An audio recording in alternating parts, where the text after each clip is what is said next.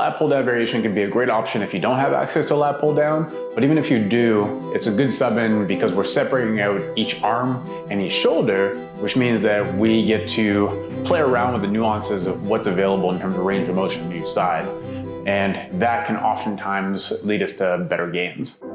To set this up, we're gonna grab an incline bench and we're gonna sit in front of a cable station with the pulley high and the bench set to around probably a 40 to 50 degree incline.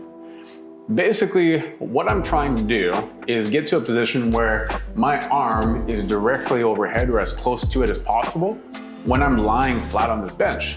So what that looks like when I lie down and I brace myself against this is if I were to grab this handle, my hand is overhead. So I'm just mimicking that position. So from there, once I'm in position, I want to make sure that I have enough distance between the cable, the bench, and me grabbing onto this handle so that when I actually grab the handle, I'm now loaded rather than hitting the rack. So I want to be able to stretch long every time at the top of this movement. So if you find yourself unloaded and hitting the rack every time, then you need to move the bench further back. If I've got all those things checked, then I'm just gonna brace myself with the opposite arm, and then I'm gonna drive my elbow down along my side.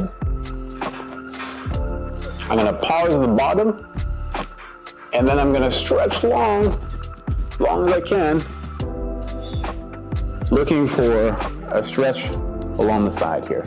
So those are your lats. So as I come down, I should feel tension in that same area, and then I should get a stretch at the top, and I try to go as far as I can. One of the most common faults with this particular movement is keeping the hand too close to the body. So here, if my hand is close to my body rather than the elbow going out to the side, so the elbow just comes in front of me here, I'm gonna feel this mostly in the bicep. So if you're not feeling anything through the lats, we need to make sure to take the elbow from in front of us out to our side. And then at the bottom, we wanna make sure that we are able to pull the shoulder down and away from the ear to finish that movement. So if I stop higher than that, then what I'll feel again is gonna be a combination of bicep and front of the shoulder. So we need to go far enough so that we can drive that shoulder down while still keeping a proud chest and keeping our head in line with the body.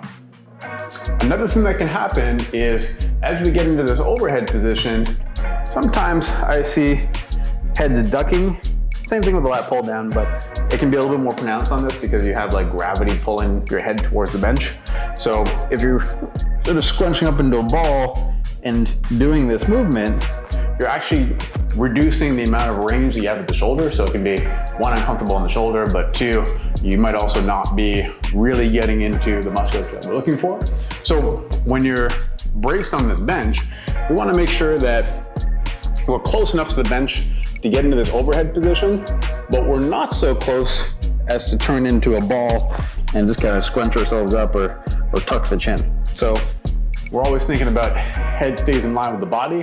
I think about it as like trying to keep the head away from the bench, and I might use my hand to do that. I might brace myself through my arm and just kind of like prop my head up.